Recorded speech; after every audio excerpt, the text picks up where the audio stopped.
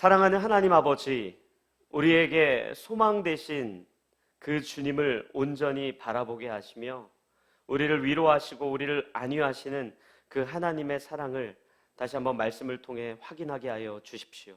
예수 그리스도의 이름으로 기도합니다. 아멘.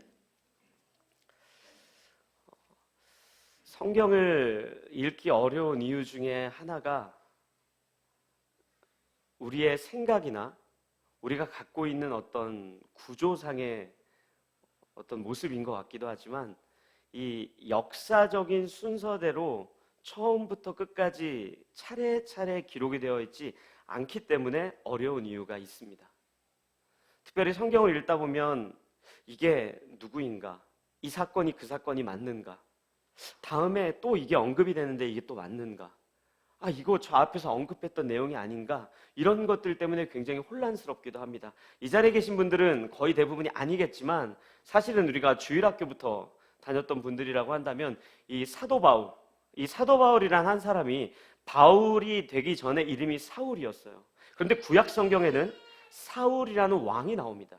그래서 그게 동일 인물인가? 뭐 이런 생각도 하기도 하고, 또 때로는 보면은 분명히 구약 성경에 요셉이라는 인물이 나오는데 예수님의 죽으심 이후에 아리마대 사람 요셉이라는 이런 사람도 그렇고, 그런 것들이 왔다 갔다 하기 때문에 읽기도 어렵고 이해하기도 어려운 이유가 있습니다.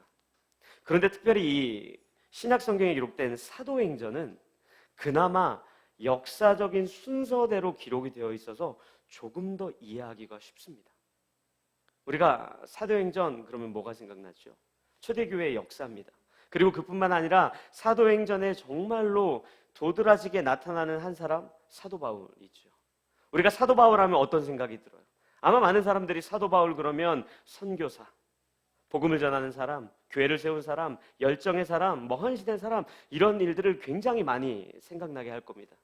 그래서 다마스커스, 성경에는 다메섹이라고 나와 있는데 그 다마스커스로 가는 길 위에서 예수님을 만났던 그 사도 바울을 우리는 분명 기억합니다. 그런데 이 사도 바울이라고 하는 한 사람이 사도행전의 첫 번째 등장하는 장면은 사실 다마스커스로 가는 길 위에서 예수를 만났던 장면이 아닙니다. 그것보다 훨씬 전에 나옵니다. 우리가 그 본문을 한번 좀 살펴보겠습니다. 사도행전 7장입니다. 사도행전 7장 54절부터 60절까지 제가 여러분들에게 읽어드리겠습니다. 한번 잘 들어보십시오. 사도행전 7장 54절입니다. 그들이 이 말을 듣고 마음에 찔려 그를 향하여 이를 갈거늘 스데반이 성령 충만하여 하늘을 우러러 주목하여 하나님의 영광과 및 예수께서 하나님 우편에 서신 것을 보고 말하되 보라 하늘이 열리고 인자가 하나님 우편에 서신 것을 보노라 한데 그들이 큰 소리를 지르며 귀를 막고 일제히 그에게 달려들어 성 밖으로 내치고 돌로 칠세 증인들이 옷을 벗어 사울이라 하는 청년의 발 앞에 두니라. 그들이 돌로 스데반을 치니 스데반이 부르짖어 이르되 주 예수여 내 영혼을 받으시옵소서 하고 무릎을 꿇고 크게 불러 이르되 주여 이 죄를 그들에게 돌리지 마옵소서 이 말을 하고 자니라. 아멘. 우리가 너무 잘 아는 장면이죠. 스데반 집사가 순교하는 장면입니다. 스데반이 별 이야기한 거 없습니다.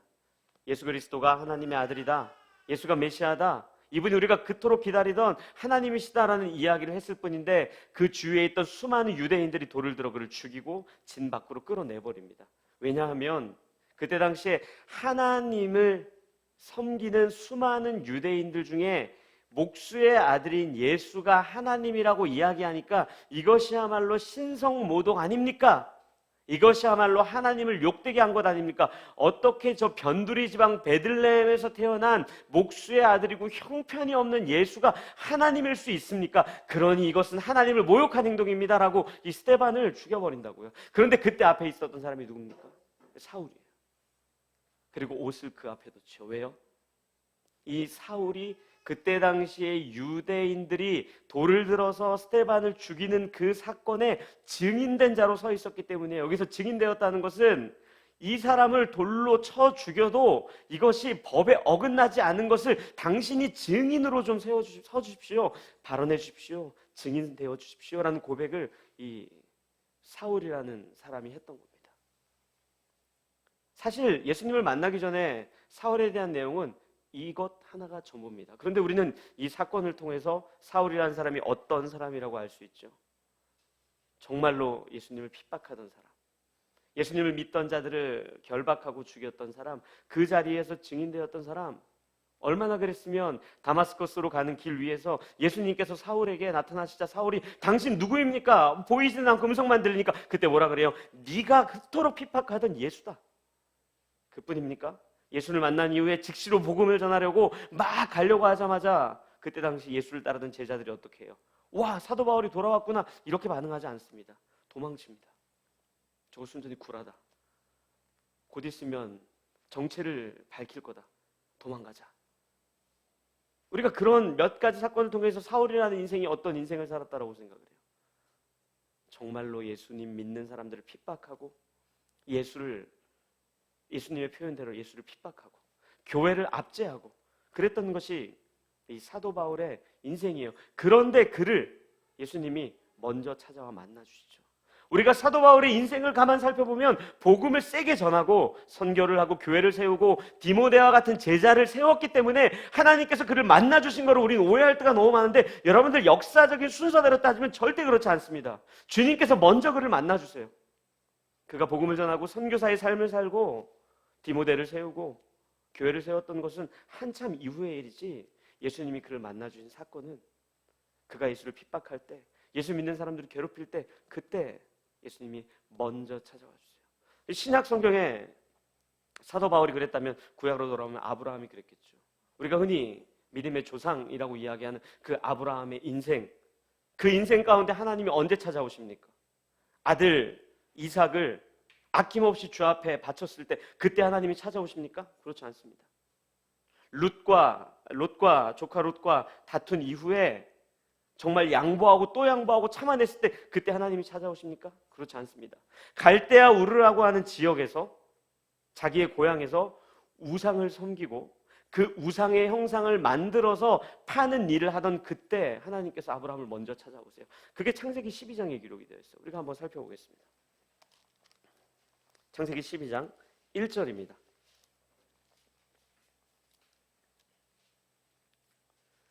1절부터 제가 읽어드리겠습니다. 여호와께서 아브라함에게 이르시되 너는 너의 고향과 친척과 아버지의 집을 떠나 내가 내게 보여줄 땅으로 가라. 내가 너로 큰 민족을 이루고 내게 복을 주어 내 이름을 창대하게 하리니 너는 복이 될지라. 너를 축복하는 자에게는 내가 복을 내리고 너를 저주하는 자에게는 내가 저주하리니 땅의 모든 족속이 너로 말미암아 복을 얻을 것이라 하신지라. 아멘. 이 앞부분에 아무런 내용이 없습니다. 근데 여호수아서에 한 가지 기록되어 있는 게 있어요. 아브라함에 대해서. 아브라함과 그의 가족은 우상을 섬겼더라. 우상을 섬기던 그를 먼저 찾아오셔서 하나님께서 부르시는 거예요. 내가 너한테 복 줄게. 내가 너한테 은혜를 허락해 줄게. 내가 너를 사랑할게. 너로 말미암아 너의 민족이 정말로 많아질 거야 라는 그 약속을 먼저 주신 거예요. 이 자리에서 함께 예배를 드리는 저와 여러분들은 다릅니까? 우리가 먼저 헌신했기 때문에, 우리가 먼저 예수를 믿기로 작정했기 때문에, 우리가 먼저 세례 받았기 때문에, 우리 집이 모태신앙이고 몇 대째 크리스천 가족이기 때문에 그래서 구원받은 사람이 이 자리에 있습니까? 아무도 없죠. 우리를 위해 이 땅에 인간으로 오시고 죽으시고 부활하신 그 예수 그리스도의 은혜 앞에서 우리는 우리의 믿음을 자랑하거나 증명할 것이 아무것도 없습니다. 그런데 그나마 우리의 믿음을 증명하고 자랑하고 내 믿음이 이만큼인데 내가 여기까지 갔는데라고 하는 것은 괜찮을 수 있어요. 그런데 반대로 우리가 신앙생활을 온전히 하지 못했을 때, 우리가 이렇게 외형적으로 보이기에 예배도 제대로 안 드리고 기도도 잘 안 하고 말씀도 읽지 않고 교회랑은 담쌓고 살면서 그렇게 살아갔을 때, 그때 만약에 그러한 우리의 모습 때문에 우리의 구원이 취소된다거나 우리의 구원이 뭔가 흔들린다거나 우리의 구원이 무언가 불완전한 요소로 점점 나아간다면 그것이 정말 은혜라고 이야기할 수 있겠습니까? 그것이 정말 은혜입니까? 심지어 혹자는 그렇게 이야기하기도 해요. 예수를 그리스도로 고백하고 세례를 받고 난 이후에 여전히 죄인된 우리의 모습을 확인하고 또 확인할 때마다 어디로 갑니까? 내가 예수를 믿고 세례는 받았지만 성령 세례는 받지 못해서 내가 여전히 이 모양이구나. 성령 세례를 받지 못하면 내가 구원받지 못할 텐데 이게 정말 맞는 말입니까? 우리의 입술을 열어서 주는 그리스도시며 살아계신 하나님의 아들입니다 라고 고백하고 있다면, 그것이야말로 우리 안에 내주하고 계신 성령님께서 우리를 인도하셔서 우리의 마음을 열어주셔서 우리에게 신앙 고백하게 하신 거예요. 제 이야기가 아닙니다. 사도 바울이 고린도 교회 성도들에게 했던 이야기입니다. 그 부분도 제가 좀 읽어드릴게요. 고린도전서 12장입니다. 고린도전서 12장 1절 제가 읽어드리겠습니다. 형제들아, 신령한 것에 대하여 나는 너희가 알지 못하기를 원하지 아니하노니. 무슨 뜻입니까? 여러분들, 고린도 교회 성도님들, 영적인 것, 굉장히 신비한 것 내가 하나 이야기하겠습니다. 여러분들 이거 모르시면 안 됩니다. 이렇게 이야기하는 거예요. 그래서 뭐라 그래요? 너희도 알거니와 너희가 이방인으로 있을 때 말 못하는 우상에게로 끄는 그대로 끌려갔느니, 그러므로 내가 너희에게 알리노니 하나님의 영으로 말하는 자는 누구든지 예수를 저주할 자라 하지 아니하고 또 성령으로 아니하고는 누구든지 예수를 주시라 할 수 없느니라. 아멘. 제가 이걸 여러분들에게 풀어 설명해 드릴까요? 고린도 교회 성도님들, 정말로 신비하고 영적인 내가 비밀 하나 알려드리겠습니다. 여러분들이 생각하는 그런 게 아닙니다.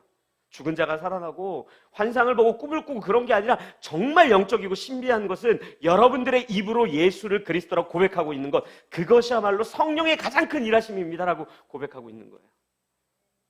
그게 우리가 예수를 믿고 있다는 증거이고, 우리 안에 내주하고 계신 성령님께서 우리를 인도하고 있다는 유일한 사건이에요.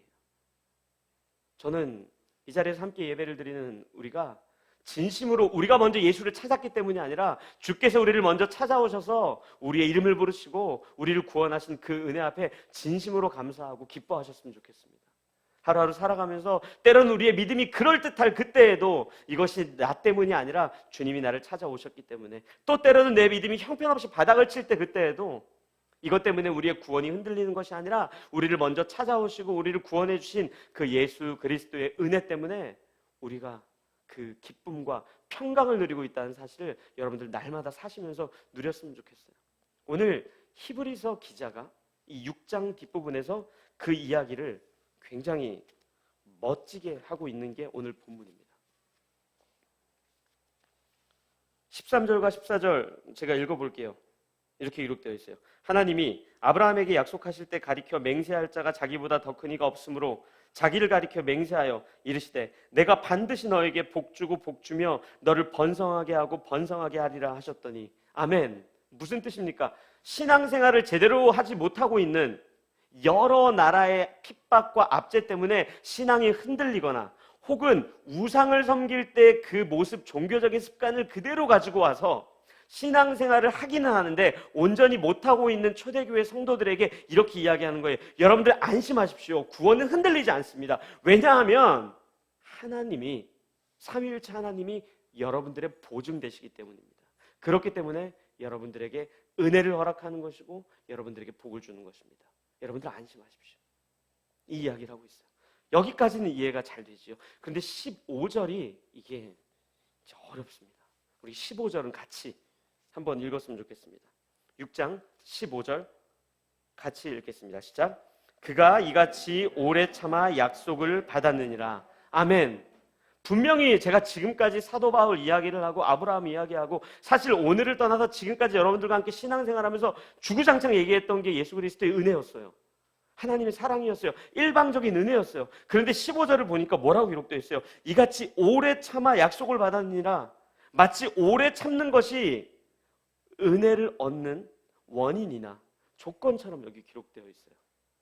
오늘 이 본문은요, 히브리서 기자가 창세기 22장에 있는 본문을 그대로 인용한 겁니다. 여러분들 창세기 22장에 어떤 사건이 기록되어 있냐면 아브라함이 아들 이삭을 모리아산에서 바칩니다.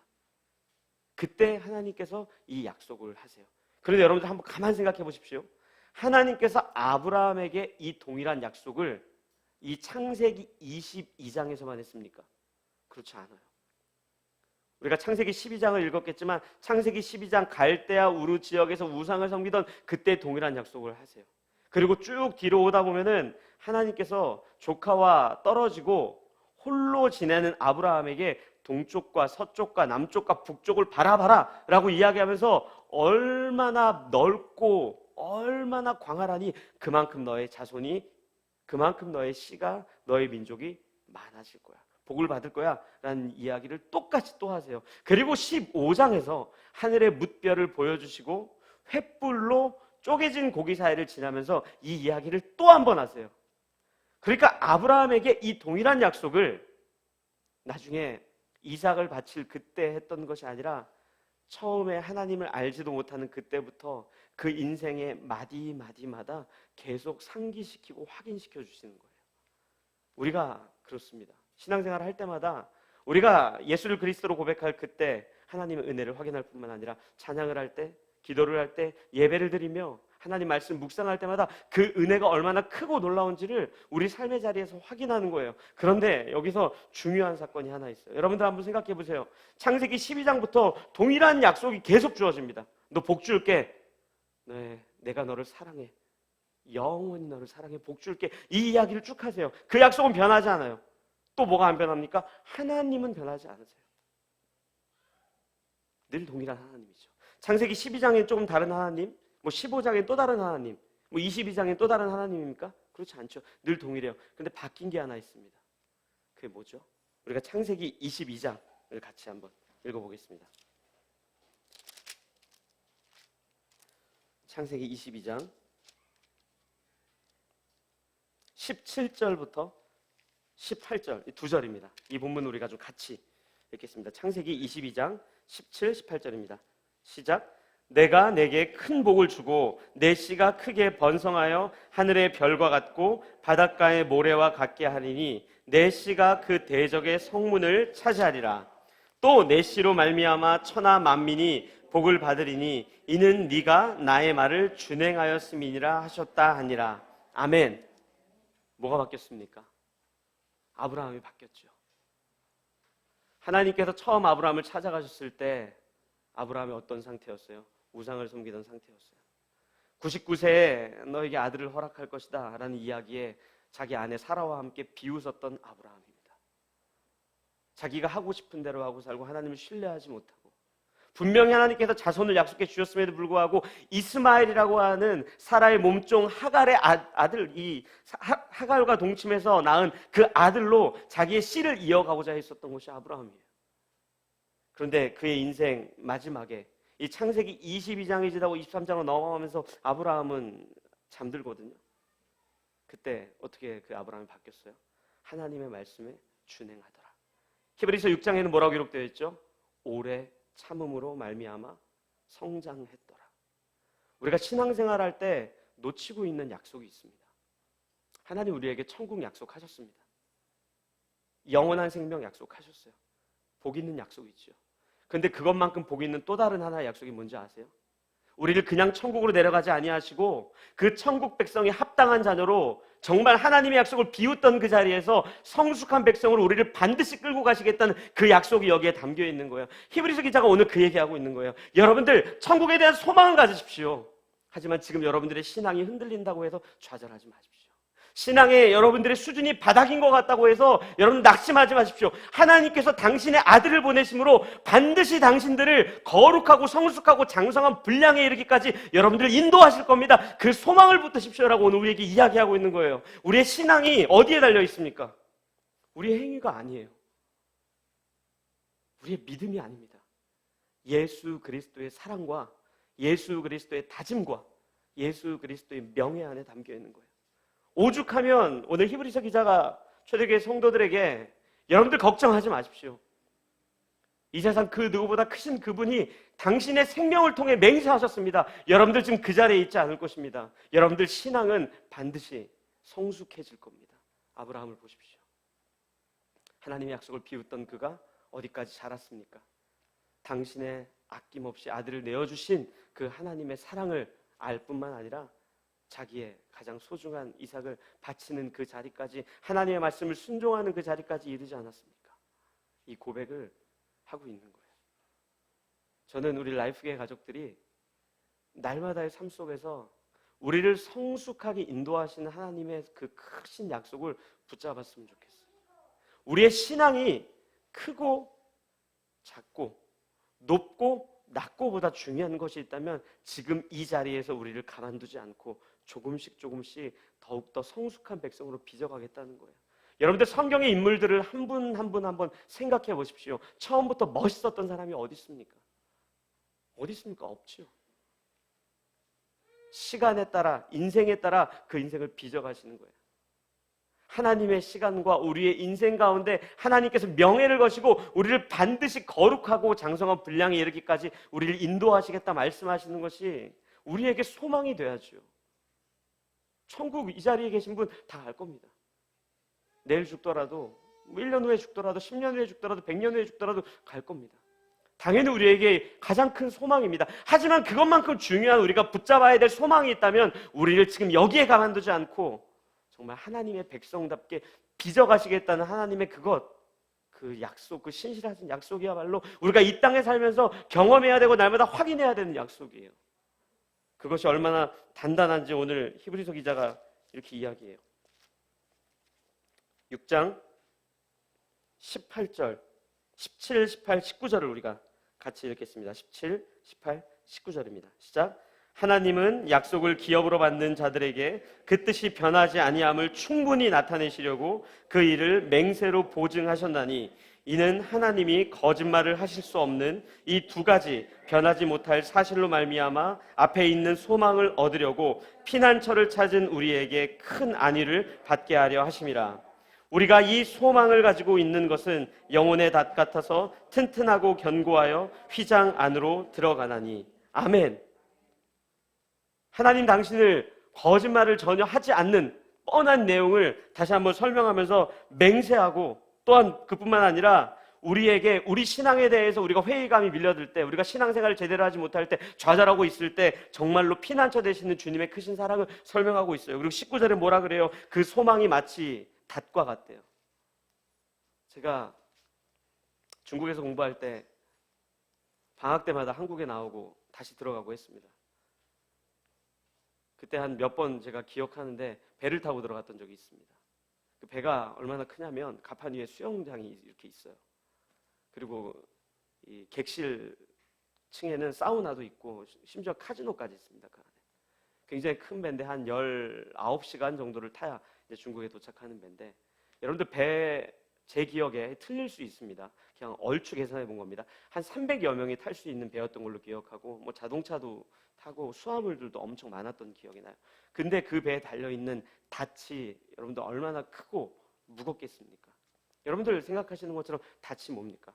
배가 정박할 때 그 배를 안전하게 지탱시켜 주는 거예요. 근데 여러분들 그 배가 아무리 닻이 무겁고 단단하다 할지라도 배보다 클 수는 없습니다.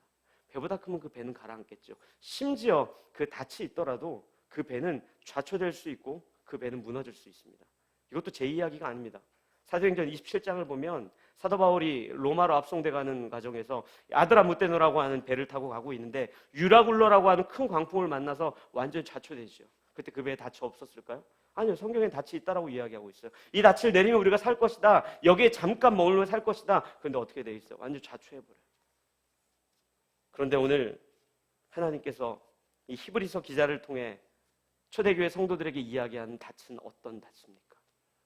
이 세상보다 크고 온 우주보다 크고 그 무엇과도 비할 수 없고 바꿀 수 없는 유일한 소망이신 예수 그리스도께서 친히 우리 인생의 구원의 닻이 되어주시고 우리를 그냥 이 자리에서 내버려 두는 것이 아니라 거룩하고 성숙한 백성으로 인도해 가시겠다는 소망이 되어주신 영혼의 닻이 되어주신다 그래요. 전 우리가 오늘 예배를 드리고 각자 돌아가서 삶의 자리에서 반드시 두 가지 약속을 기억하며 사셨으면 좋겠어요. 우리의 구원은 우리의 인생을 통해 얻어낸 것이 아닙니다.